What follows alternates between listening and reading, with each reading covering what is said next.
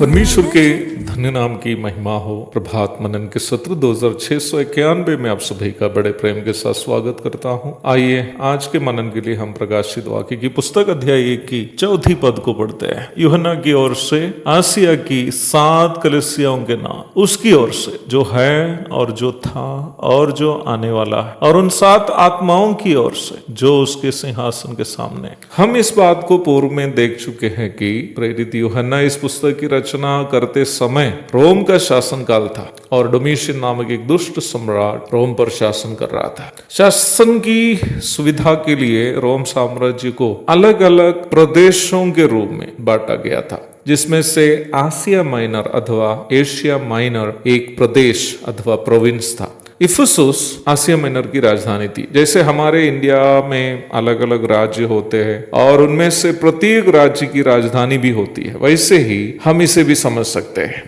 इस बीच आप ये भी नहीं भूले कि वर्तमान में दुनिया के ज्यादातर देशों में प्रचलित प्रजातंत्र पर आधारित शासन प्रक्रिया रोम से ली गई प्रक्रिया है। वर्तमान के तुर्की देश लगभग रोमी शासन काल के आसिया माइनर ही है, जो उन दिनों में 7 प्रांतों के रूप में विभाजित था और प्रत्येक प्रांत शासकीय उद्देश्य से एक मुख्य शहर पर केंद्रीकृत था। जैसे कि मैं अभी बिहार के कटिहार जिले से आपसे बात कर रहा हूँ। कटिहार जिला के केंद्र स्थान कटिहार शहर है, जहाँ से पूरे कटिहार जिले की देखरेख की जाती है। वैसे ही आसिया माइनर के 7 प्रांतों की देखरेख उन 7 शहरों से होती थी, जिसके केंद्र स्थान उन 7 शहर होते थे, जो क्रमशः इफिसुस, स्मुर्ना, पिरगमुन, तुआतीरा, सरदीस, फिलाडेल्फिया एवं लौदीकिया थे। प्रभु के आदेशानुसार इन 7 कलीसियाओं को, जो आसिया माइनर के 7 महत्वपूर्ण शहरों में थे, भेजने के उद्देश्य से प्रेरित यूहन्ना इस पुस्तक की रचना